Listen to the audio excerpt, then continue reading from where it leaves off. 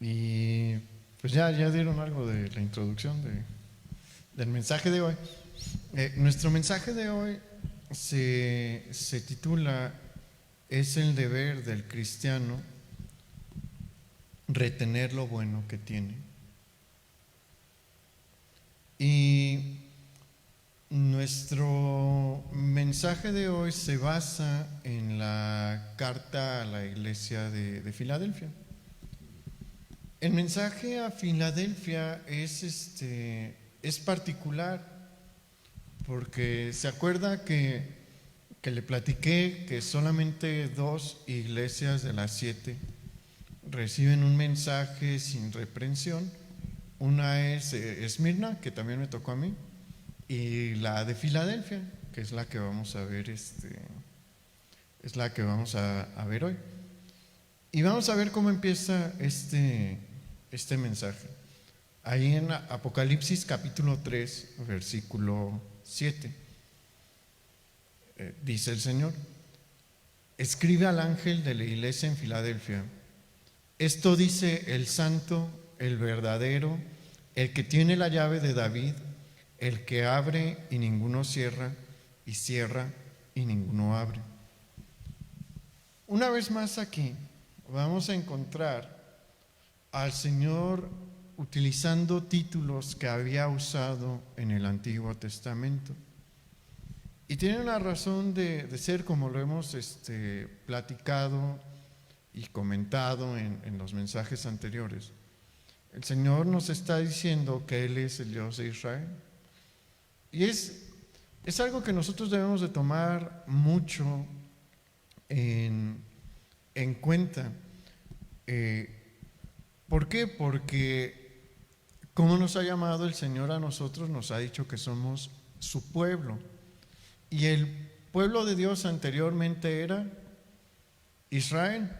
Sigue siendo su pueblo el día de hoy, pero su iglesia también es su pueblo, y va a llegar un momento en el que los israelitas del tiempo de la antigüedad y nosotros vamos a estar unidos como un solo pueblo, alabando a nuestro Dios cuando estemos en su presencia. Entonces el Señor nos está diciendo: son parte del mismo pueblo, ustedes son parte de la misma historia. Y aquí en este versículo el Señor está haciendo referencia a su santidad, a la gran santidad del Dios de Israel, cuando dice literalmente, esto dice el santo. Y esto es bien importante, es un título bien importante de parte de nuestro Dios. Y si nosotros lo entendemos, vamos a ver la enorme diferencia que hay en la revelación especial del Dios de Israel. Porque si nosotros nos diésemos a la tarea, que yo no se lo recomiendo demasiado, si usted tiene curiosidad pues y tiempo, si quiere hágalo, pero yo no lo considero la mejor de las actividades. Cheque las mitologías paganas y usted va a encontrar los dioses no son santos de ninguna manera. Los dioses paganos, dioses como Ra o como Osiris en Egipto, ¿no? O como Baal, Marduk en Irán y Babilonia, o como Odín en los nórdicos, lo último que son es santos. No son blancas palomitas, no se portan bien, tienen un montón de aventuras, pero el Dios de Israel es distinto, porque uno de sus grandes atributos es la santidad.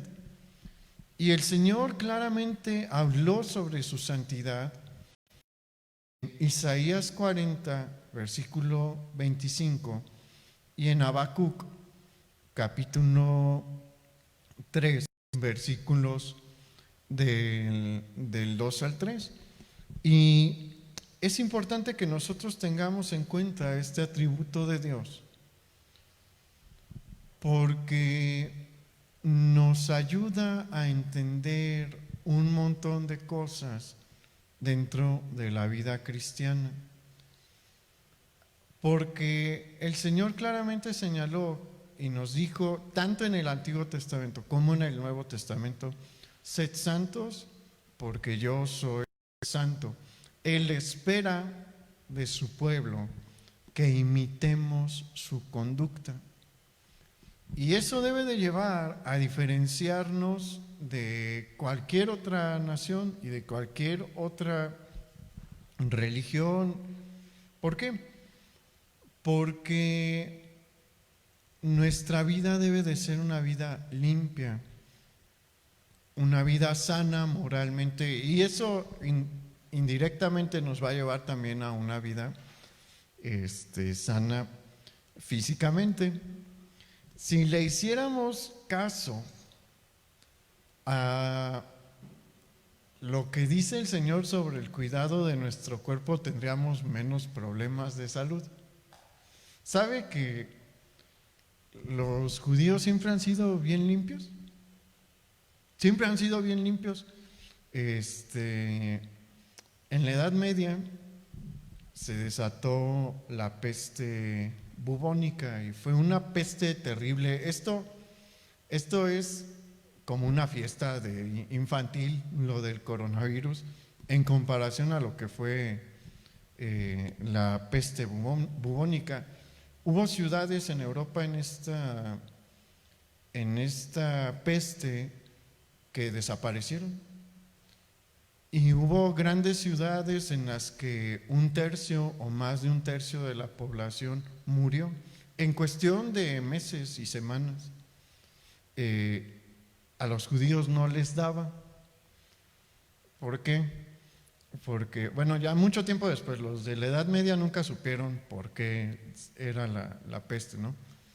Pero era un virus o una bacteria, no sé si era virus o bacteria, que se transmitía por las pulgas que tenían las ratas, y pues las pulgas se sienten más cómodas saltando a los cuerpos sin asear. Y pues la mayoría de los europeos eran muy poco higiénicos en ese tiempo, y pues el montón de pulgas les caían, ¿no? Y ahí se infectaban. Los judíos se bañan a diario desde hace mucho tiempo, y pues las pulgas no les llegaban a ellos, o si llegaban se les llevaba el agua durante el baño. El Señor estableció medidas de higiene y de cuidado de nuestro cuerpo y de alimentación en la Biblia. Si las siguiéramos, seríamos un pueblo muy, muy sano también. Bueno, ese es otro tema, ¿no? No es nuestro tema ahorita, pero la santidad de Dios debe de llevarnos a nosotros a ser una luz y una diferencia en este tiempo en el que vivimos. Nuestro Dios no se parece en nada a los dioses paganos. Me acuerdo mucho en la prepa, nuestro maestro de Historia Universal, cuando empezamos a ver la historia de la Grecia antigua, nos decía, no, pues es que los dioses del Olimpo eran pues como el padre con el que podía salir de la cantina borracho, ¿no? Y sí es cierto, pero nuestro Dios de ninguna manera es así. Nuestro Dios es completamente distinto, y a una de las iglesias, en el último mensaje que les está mandando, le recuerda que Él es santo, que Él es el Dios santo. Y hay un término importante para entender el mensaje de esta carta que se utiliza en el versículo 7, cuando el Señor dice, el que tiene la llave de David. ¿Por qué es importante esta expresión? Porque con este título el Señor le está diciendo a la iglesia de Filadelfia y a nosotros también que Él es el Mesías davídico, es el Mesías que se prometió que vendría a través de la descendencia del rey David. Y por eso, por ser Él el Mesías davídico, es el único que tiene la autoridad para abrir las puertas del reino de los cielos y permitir el acceso al reino de los cielos. Las llaves en la antigüedad, porque aquí Él está diciendo que Él es el que tiene la llave de David. Las llaves en el tiempo del Antiguo Testamento y en el tiempo del Nuevo Testamento son un símbolo de autoridad y de poder. Sobre todo las llaves de la ciudad. Las llaves de la ciudad no las tiene cualquiera. En ese tiempo, ciudades grandes como Jerusalén tienen varias puertas para poder entrar. Pero hay otras ciudades que, sobre todo, Jerusalén es una ciudad de mucho comercio.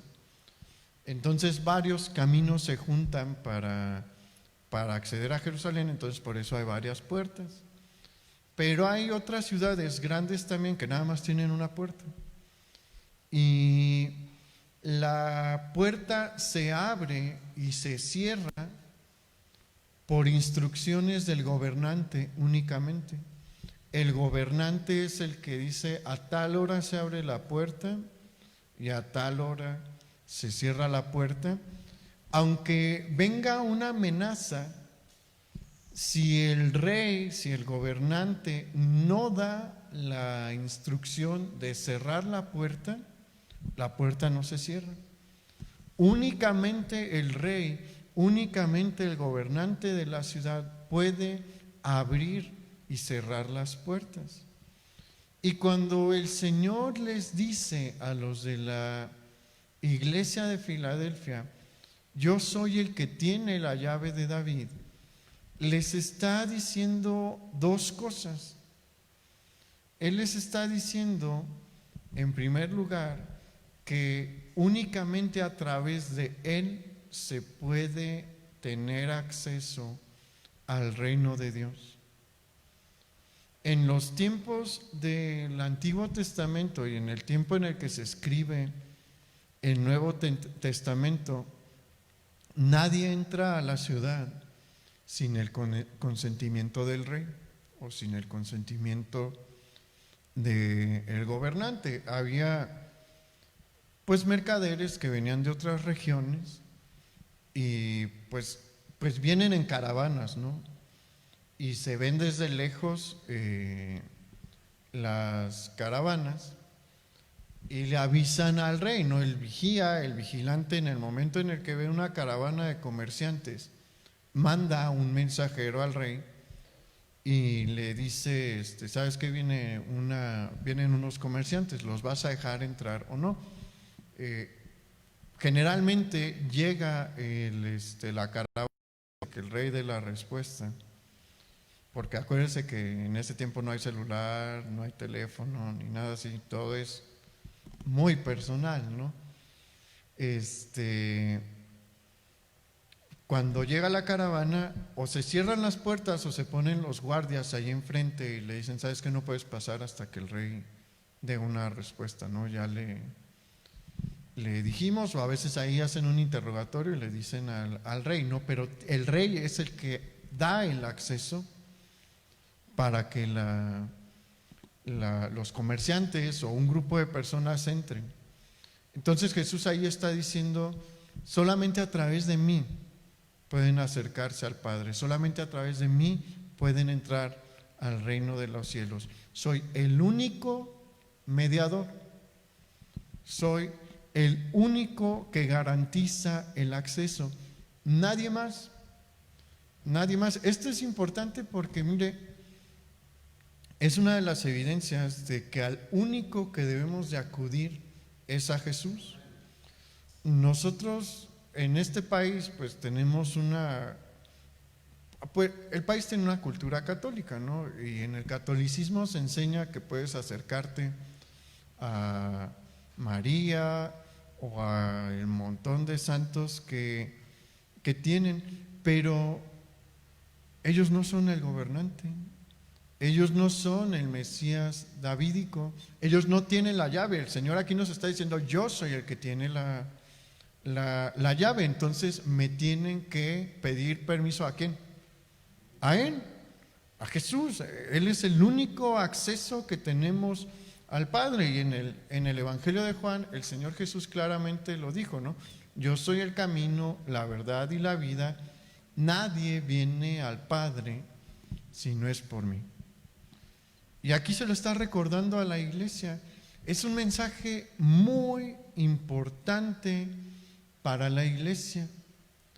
Por eso lo encontramos también al final de la Biblia, en el último libro de la Biblia y en el último mensaje de Dios a sus iglesias, recordándonos y diciéndonos, no pueden ir al Padre si no es a través de mí. Fíjense en mí, véanme a mí, porque yo soy el camino para entrar al reino de Dios. Pero también nos está diciendo otra cosa en esta expresión de que nos dice que Él tiene la llave de David. No solamente el rey o el gobernante es el único que otorga el permiso a entrar, es también el que da el permiso para salir. Hay muchas cosas que deben de salir.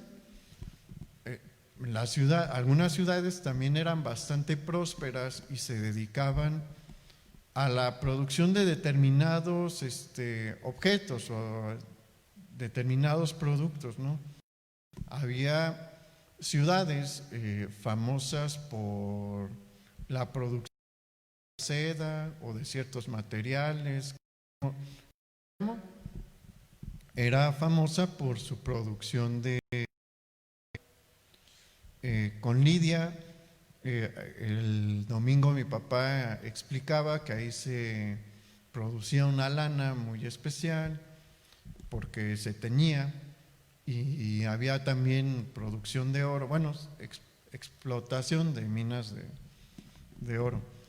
Y pues la ciudad no se quedaba todo, ¿no? Practicaba el comercio, pero para poder salir a comerciar necesitabas el permiso del rey.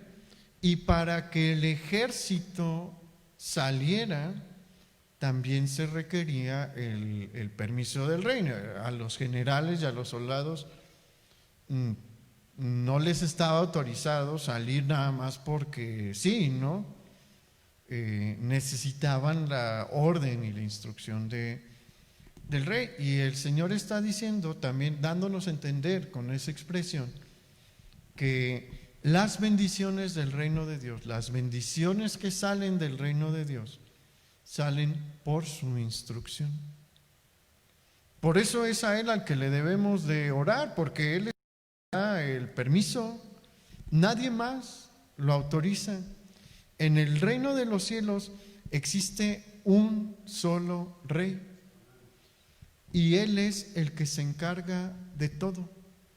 Él es el que da órdenes para todo. Entonces, si nosotros estamos buscando la bendición de Dios, debemos de acudir al rey. ¿Y sabe qué? En el reino de los cielos no hay, digámoslo así, mayordomos. Ahí es el trato directo con Dios. Solo hay un intercesor. ¿Quién? Jesús. Nuestro intercesor ante el Padre y nuestro mediador ante el Padre es Jesús. ¿Por qué? Porque Él fue el que prestó su sangre. Y por eso Él es la única voz de intercesión que el Padre escucha. No escucha la de nadie más. Y no necesitamos la de nadie más. Él es Dios mismo también, ¿no? Es Dios el Hijo. Entonces, si necesitamos algo, levantemos nuestros ojos y clamemos directamente a Dios, porque Él es el único que dice si va esta bendición o no va esta bendición. Y el castigo divino a los pecadores también sale por parte de Dios. Él es el que lo autoriza y Él es el que lo determina. Y usted, si sigue leyendo el libro de Apocalipsis, va a ver que las plagas que se describen ahí son comandadas por Dios. Nadie más la comanda.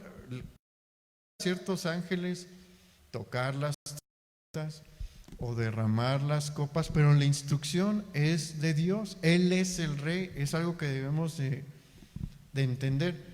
Él es el rey, Él gobierna sobre todo y es su decisión la que vale, la de nadie más. Y se lo está recordando a la iglesia. Le está diciendo a la iglesia entonces: solamente puedes entrar al reino de Dios a través de mí. Y todas las bendiciones que hay del reino de Dios salen por mí. Y el castigo sobre los malos también va a salir por mi decisión. Y tomando esto como contexto, vamos a ver el mensaje que le va a dar a Filadelfia en el versículo 8. Y el Señor le empieza a decir: yo conozco tus obras. He aquí, he puesto delante de ti una puerta abierta, la cual nadie puede cerrar.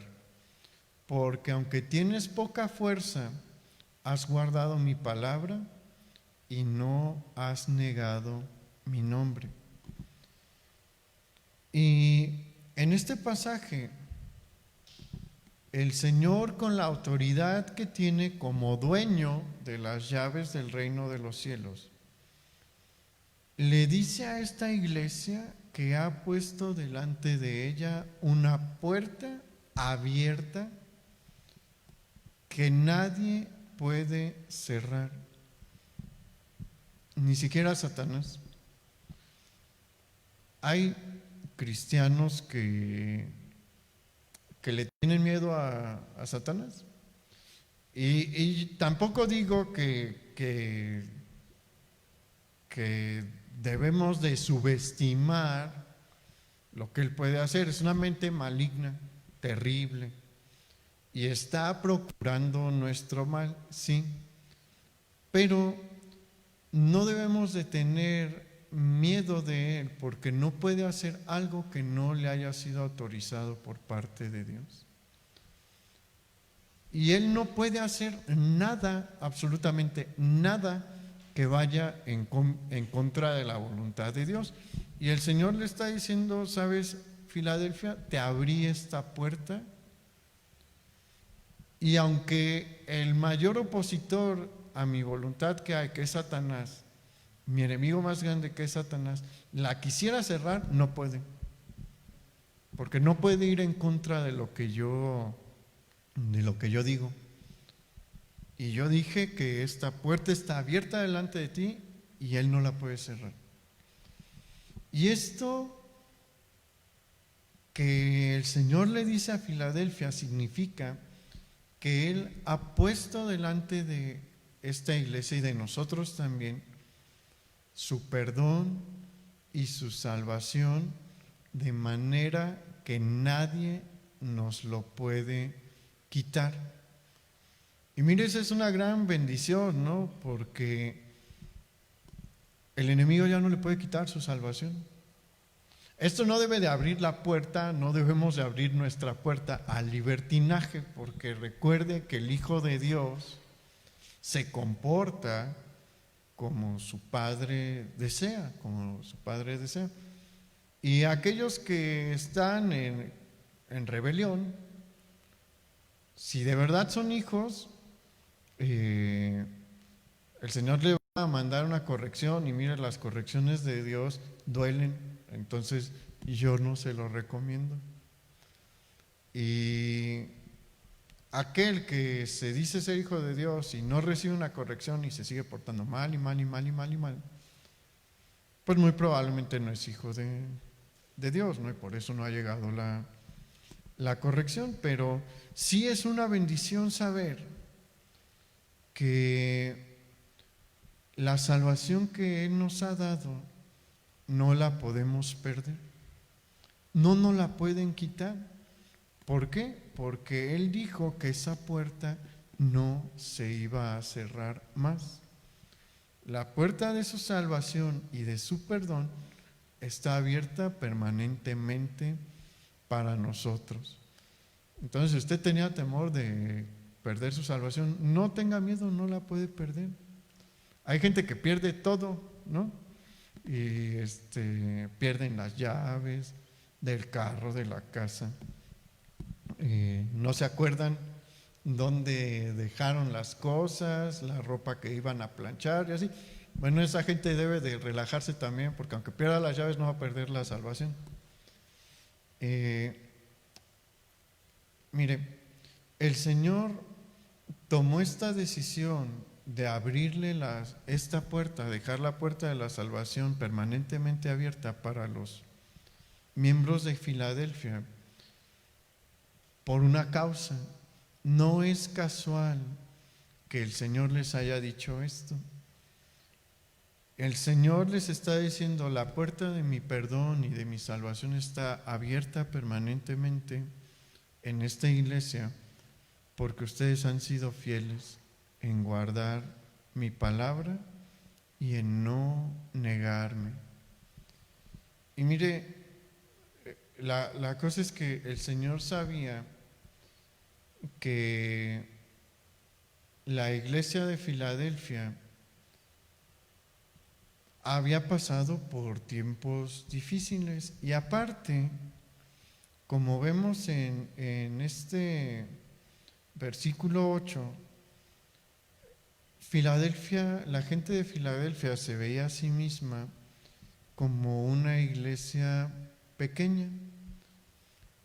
Ahí dice: porque aunque tienes poca fuerza, has guardado mi palabra y no has negado mi nombre. ¿Y por qué hace mención de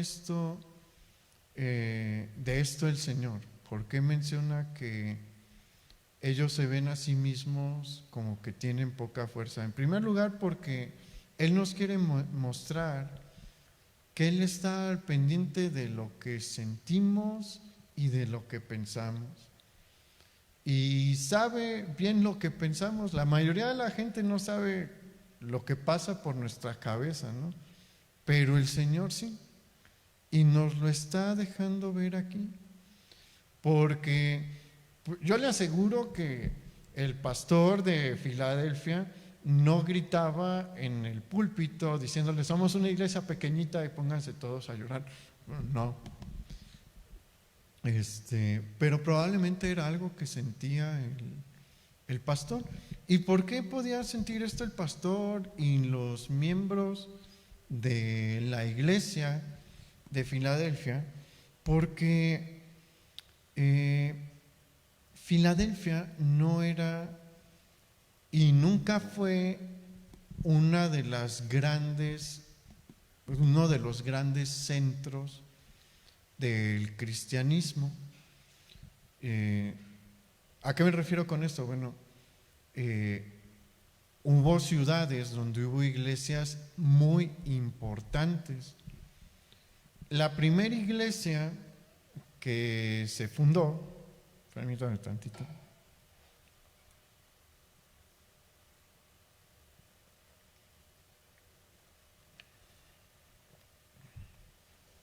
Históricamente, de ninguna manera fue Roma. Eso es un mito que se ha divulgado por siglos, ¿no?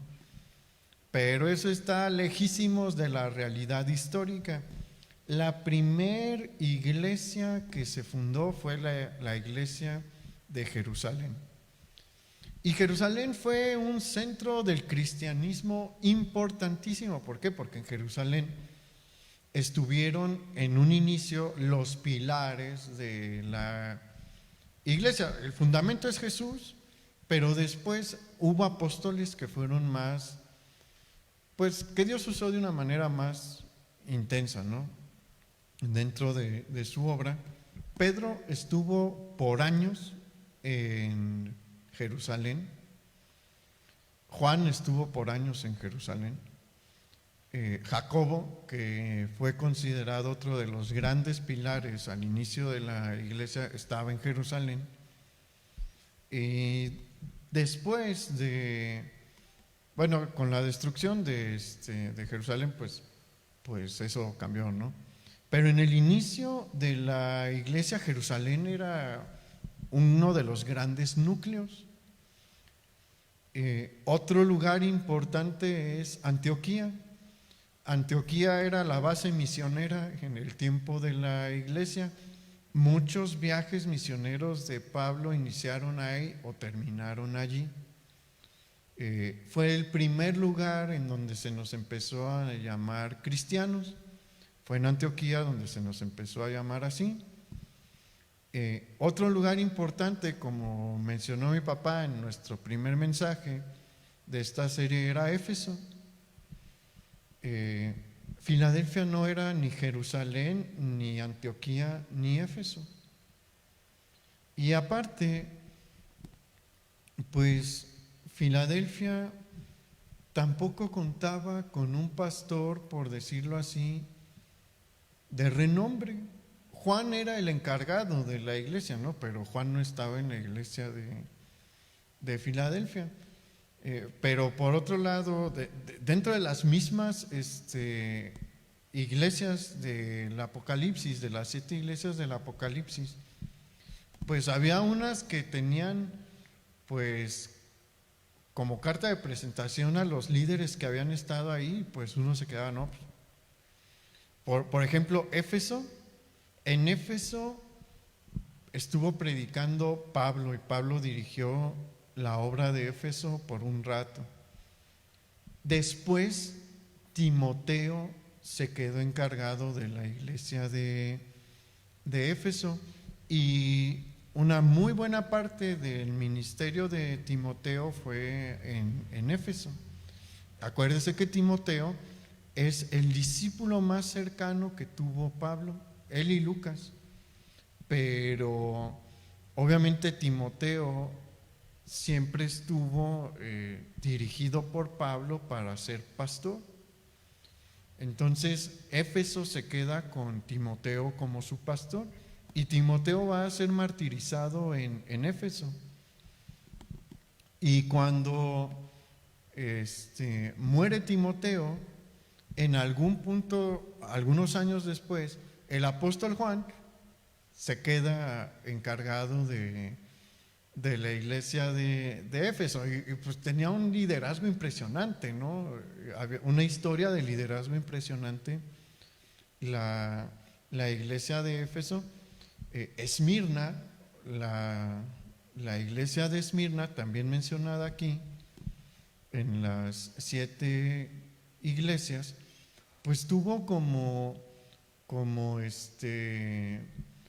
líder a Policarpo, discípulo del apóstol Juan, y probablemente él fue el mártir más famoso, por decirlo así, de la primera generación de los de discípulos de los apóstoles.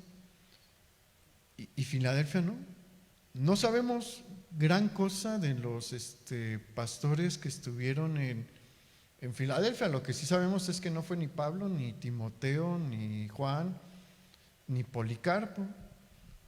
Y el Señor sabía que eso estaba en el corazón de la iglesia de Filadelfia, y el Señor le dice,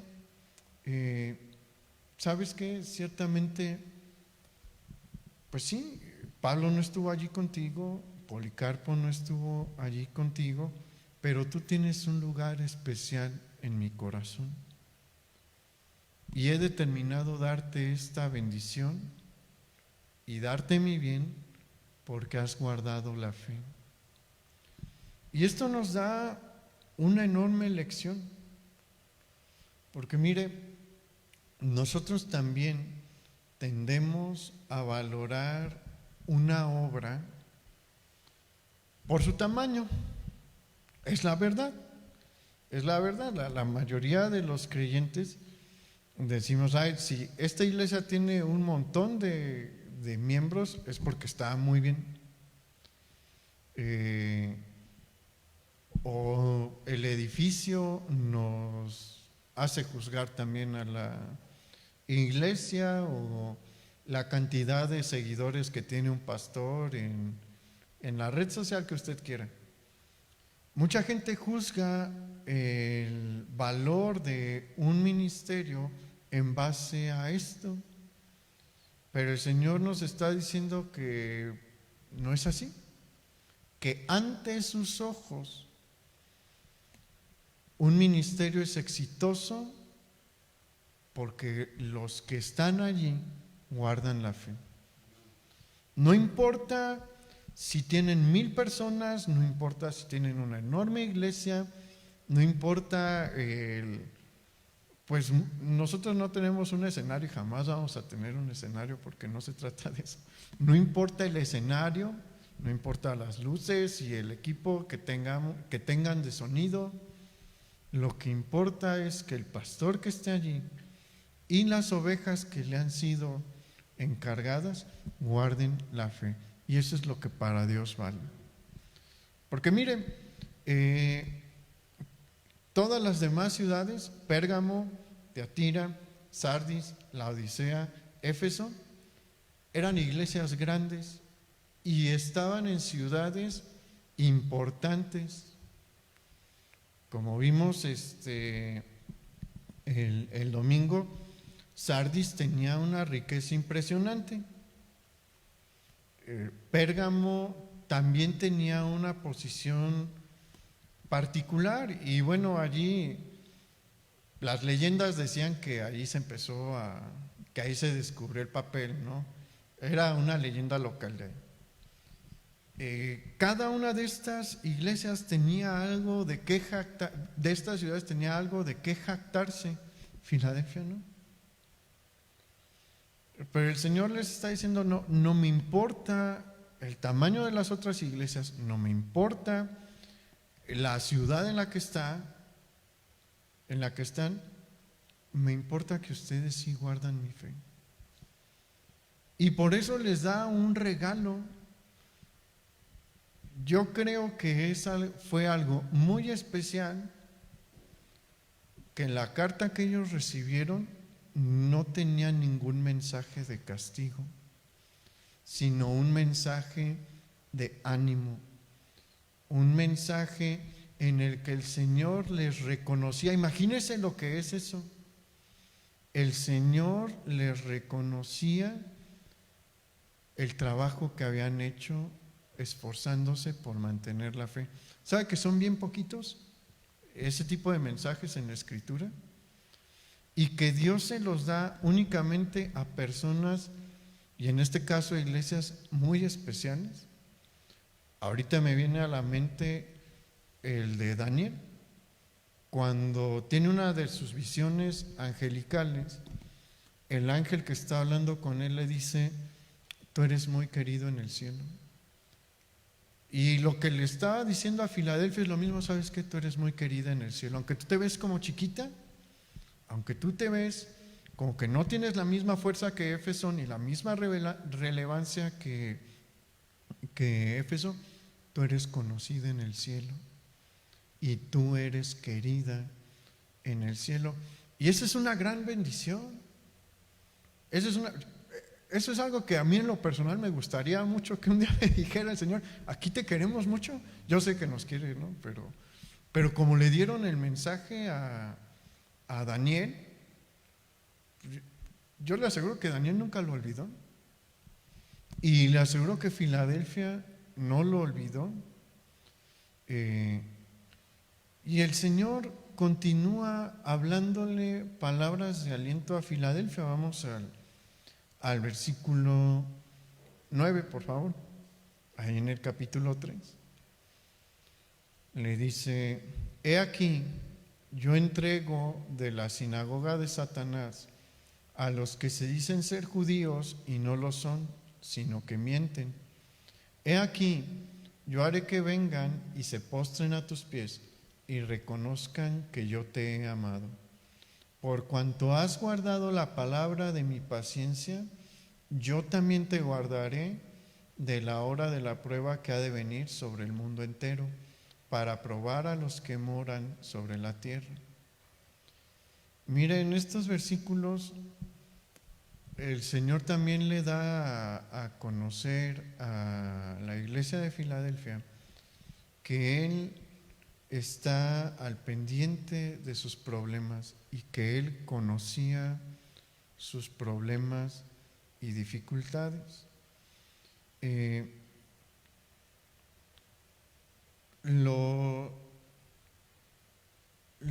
La situación de Filadelfia era igual que la de las demás iglesias. ¿Por qué? Porque ellos tuvieron que padecer la misma persecución. En Éfeso hubo persecución intensa, en Esmirna hubo persecución intensa, en Pérgamo, acuérdense del mensaje de Pérgamo, hubo una persecución fuerte ahí también, y Filadelfia la vivió también. Fueron probados exactamente igual que las demás iglesias, y el Señor le enseña a Filadelfia que Él conoce los detalles, porque Él sabía que quién era el que la molestaba más, y Él estaba al pendiente de quién estaba haciéndole la vida más difícil, y en el caso de Filadelfia son los judíos. El judaísmo en el inicio de la iglesia fue el principal opositor, y después Roma, pero los primeros en oponerse fueron los judíos, ¿no? Y después sucedió que en el 64 después de Cristo, Nerón, el emperador Nerón, declara al cristianismo como una religión ilegal y sanciona la práctica del cristianismo con la pena de muerte, y el judaísmo sigue siendo legal. Entonces, varios líderes judíos sabían que acusar a alguien de practicar el cristianismo, pues iba a ser tomado en cuenta por la autoridad, a la autoridad romana, dependiendo del emperador. Había unos que decían, como Tiberio, pues sí, persíganlos, pero bueno, no fue Tiberio, no me acuerdo quién fue, no me acuerdo ahorita del nombre, porque Tiberio fue anterior a Nerón. Pero había emperadores que decían, pues miren, sí son ilegales, pero pues déjenlos, ¿no? Y si de plano es muy exagerado, pues ya reprímanlos y todo. Pero hubo emperadores que decían, a la primera que les den una acusación, me hacen la investigación y me los capturan. Y también dependía de la ciudad en la que uno estuviese, podía ser más hostil o menos hostil. Bueno, en Filadelfia probablemente varios líderes de la sinagoga en más de una ocasión se acercaron con la autoridad romana para decirles, ¿sabe qué? Allá se congregan cristianos, y la autoridad iba y los aprendía. La comunidad judía en Filadelfia le hizo la vida difícil a la iglesia, y el Señor le está diciendo, ¿sabes qué? Yo me voy a encargar de que aquellos que te han amargado la vida en un momento reconozcan que estuvieron mal, reconozcan que se equivocaron, Y esto era importante también, y es importante para nosotros porque nos muestra que el que se encarga de exaltar y de humillar es ¿quién? El Señor. El Señor ha dejado muy claro en la Escritura que Él es el que retribuye, Él es el que imparte la justicia, no somos nosotros. A veces nos encantaría, ¿no? Ser ser nosotros, pero no se trata de que nosotros lo hagamos, es el Señor el único que lo hace. ¿Y cuántos saben que Él lo hace mejor que nosotros? Por una simple razón, Él es justo.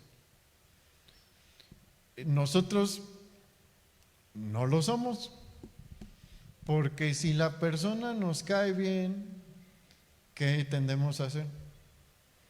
A disminuirle el castigo. Y si la persona nos cae mal, ¿qué tendemos a hacer?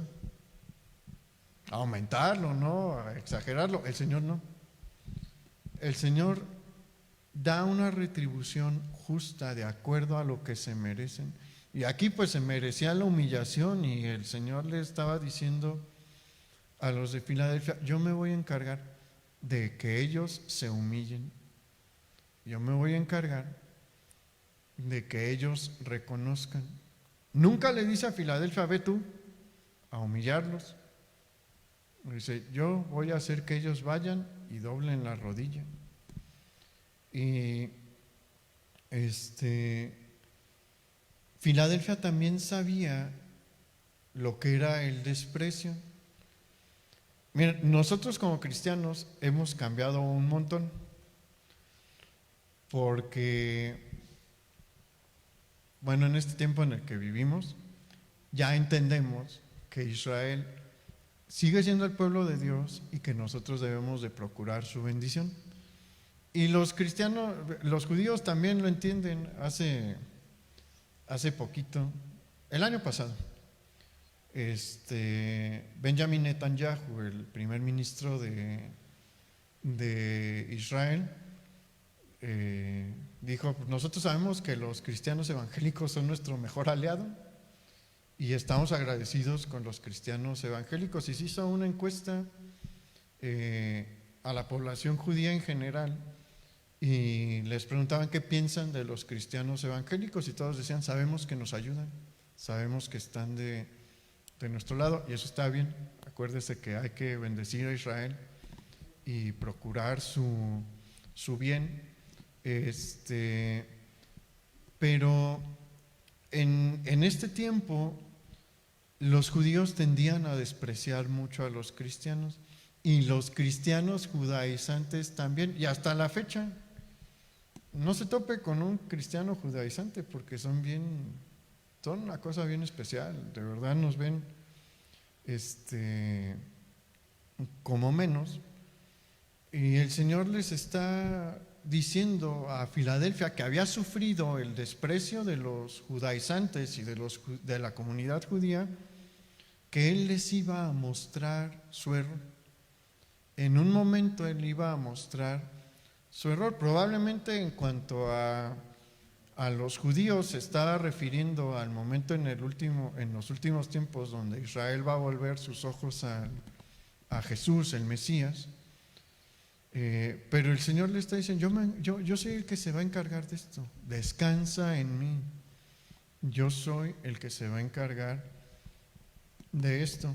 Hay judíos cristianos que son una super bendición, pero generalmente es un judío que se convirtió al cristianismo. Y hay libros que yo he leído de judíos que se convirtieron al cristianismo, muy buenos, que abren un panorama, sobre todo para entender el contexto histórico, ¿no? Y varios términos propios de los judíos que a veces a nosotros se nos van. Pero bueno, ese es un paréntesis, ¿no? Acuérdese que debemos de amar al pueblo judío. Bien, hay una cosa más que el Señor le promete a la iglesia de Filadelfia, y es que Él la va a guardar en medio de la tribulación. Es algo que nosotros leímos en el versículo 10. El Señor le dice: por cuanto has guardado la palabra de mi paciencia, yo también te guardaré de la hora de la prueba. Y esta es una de las cosas maravillosas de la palabra de Dios, su coherencia. Porque esta palabra que encontramos aquí pareciera ser un eco de la oración de Jesús a sus discípulos en Juan capítulo 17, versículo 15, donde les dice: no ruego que los quites del mundo, sino que los guardes del mal. El Señor mantiene su misma postura a lo largo de la Escritura. ¿Y qué es lo que nos está diciendo? Que vamos a tener una vida en la que en ocasiones va a haber problemas. A veces nos va a llover, y cuando deje de llover va a relampaguear, y cuando deje de relampaguear va a venir granizo, y luego va a volver a llover. A veces así va a ser. El Señor en ningún momento nos dijo que íbamos a tener una vida de pura paz, una vida en la que no iba a haber tribulación. Y no le dijo eso a Filadelfia. A Filadelfia le dijo: ¿sabes qué, Filadelfia? Tú vas a pasar también por la tribulación, pero yo voy a estar de tu mano para sacarte adelante. Yo te voy a tomar de la mano en ese momento y te voy a ayudar a salir.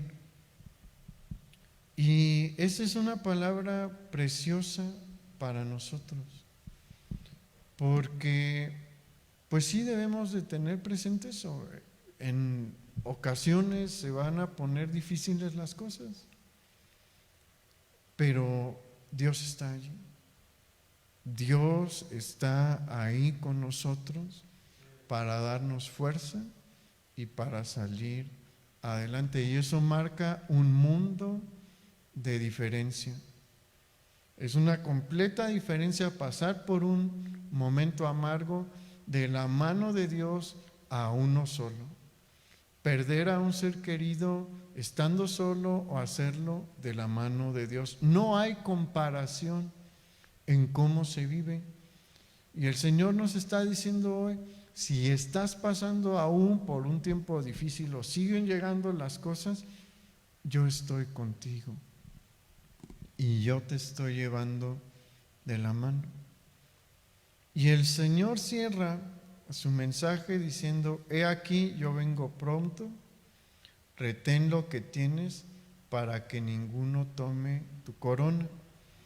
Al que venciere, yo lo haré columna en el templo de mi Dios, y nunca más saldrá de allí, y escribiré sobre él el nombre de mi Dios y el nombre de la ciudad de mi Dios, la nueva Jerusalén, la cual desciende del cielo de mi Dios, y mi nombre nuevo. El que tiene oído, oiga lo que el Espíritu dice a las iglesias. Y aquí, mire, es que Dios es bien detallista. El Señor conoce todo. No es casualidad que el Señor le haya dicho en el versículo 12: al que venciere, yo lo haré columna en el templo de Dios. Las columnas tenían un significado especial para la iglesia de Filadelfia. Mire, Sardis, como mencionamos, era famosa por la lana, por el oro, Pérgamo por el papiro, Éfeso era un puerto bien importante, y el templo a Diana era famosísimo en ese tiempo. ¿Sabe por qué era famosa Filadelfia? Porque había mucho terremoto. ¿Sí? ¿En serio? Y en el primer siglo después de Cristo hubo un terremoto que destruyó a la ciudad por completo. Bueno, no por completo, porque sobrevivieron algunas columnas.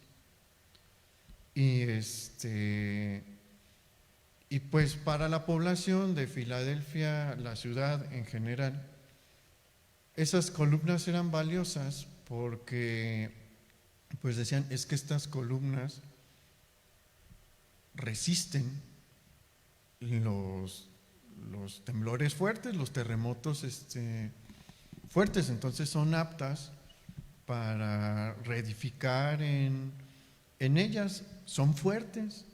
Y el Señor les está diciendo, si ustedes siguen guardando la fe, si retienen lo que yo les he dado, ustedes van a ser como esas columnas en el templo, en mi presencia, que no se mueven, que puede venir la peor de las tragedias y se va a mantener en pie. Obviamente porque Él nos sostiene, ¿no? Pero este es un mensaje bien bonito que el Señor está dándole a su iglesia para que tengamos ánimo y para que sigamos adelante. Mire, todos hemos pasado por altos y bajos en este tiempo. Y hay algunos que le están pasando peor, hay algunos que le están pues ahí llevando tranquila. Pero si usted está pasando por un momento difícil, escuche esta palabra y retenga la fe, retenga lo que tiene hasta ahorita, siga guardando la fe. Y si usted lo hace, aunque venga un terremoto como el que tuvimos la semana pasada, sobre su vida, el Señor lo va a mantener ahí como un pilar. Y después las personas dirán, su fe no se mueve para nada, vale la pena acercarse a preguntar. ¿Sabe que mucha gente dice cuando ve a una persona flaquear, bueno, esa fe no sirve de nada si se alejan tan fácil, ¿no? Pero también ven aquellos que padecen y se mantienen en la fe firmes y se preguntan, bueno, pues ¿qué es lo que tienen, no? Y el Señor nos está llamando a ser así, para que la gente se acerque a escuchar el mensaje que nosotros tenemos. Porque es el mensaje que cambia la vida y que cambia el destino eterno. Entonces, preste atención a lo que el Señor nos está diciendo hoy y vea lo que dice al final, diciendo que tiene oído, oiga lo que el Espíritu dice a las iglesias. Acompáñame a orar. Quisiéramos orar en especial por un amigo nuestro, de mi hermano y mío. Son dos hermanos también que conocimos allá. Y tal vez usted, si venía a la reunión de oración, llegó a escuchar de él. Es Dylan y él tuvo un accidente muy fuerte bueno, se golpeó el cráneo y ha habido un montón de complicaciones y hoy lo tuvieron que operar nuevamente y quisiéramos orar por él. Sabe que a pesar de lo que les ha tocado vivir como familia ha sido muy, muy, muy difícil, como ese terremoto que sacudió Filadelfia y la destruyó, pero han guardado la fe y vamos a pedir porque el Señor les ayude en este momento de dificultad en el que están también y que nos ayude a nosotros. Vamos a orar. Señor, te damos muchas gracias